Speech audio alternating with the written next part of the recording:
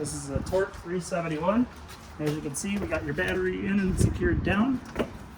We have the generator over here. This is the prime and start function. One thing to note is to make sure that our power is onto the on position, so you'll have power on the inside.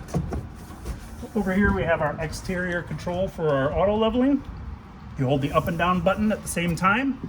You can press up and down here. There's an auto level function, a hitch height function, and a retract all. You can control all from the outside.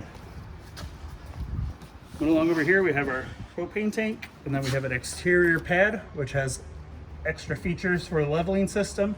Here you can go to auto retract, manual mode, you can auto level and auto hitch height all from right here.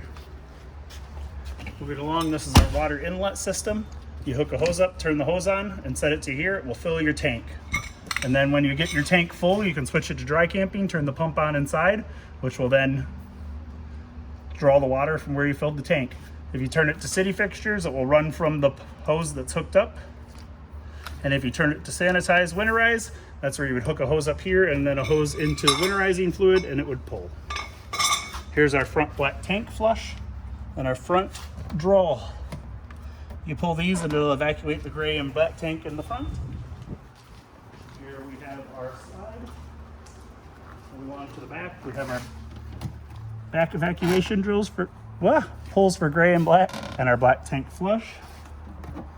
We have our on-off timer for our pump, which is right here, and then this is the inlet for the generator and storage for any other gas.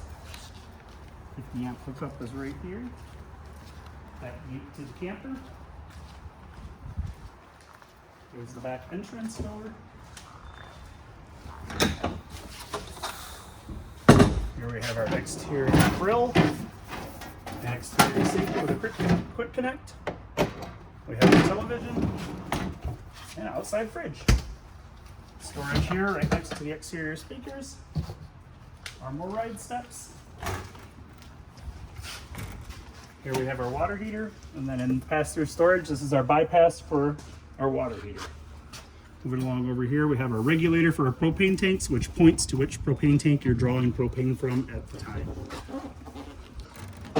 Moving along to the inside, we have our main control board here, which has our water pump on off, our water heater, electric and gas, our various light switches. There's an inside control for our generator in order to prime and start. Our slide out switches, our awning, our radio, and then more light switches here.